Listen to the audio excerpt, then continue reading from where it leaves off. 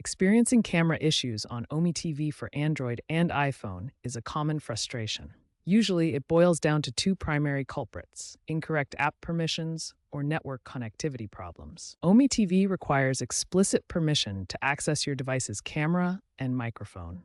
If these permissions are denied or revoked, the camera simply won't function. Also, OmeTV needs a stable internet connection with bandwidth of at least 5 megabits to stream video, as it uses WebRTC for peer-to-peer video. Unstable Wi-Fi, weak cellular signals, or VPN conflicts can disrupt the video feed, causing it to freeze or fail. Recent updates in OmeTV version 6.8.5 for Android and 6.8.4 for iOS have aimed to fix these issues, with improvements to permission handling and network diagnostics. First, check your app permissions on Android.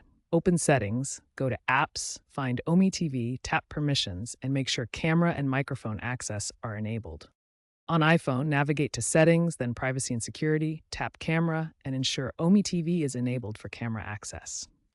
Next, test your network connection using OmeTV's built-in network checker to identify issues like weak signals or VPN conflicts.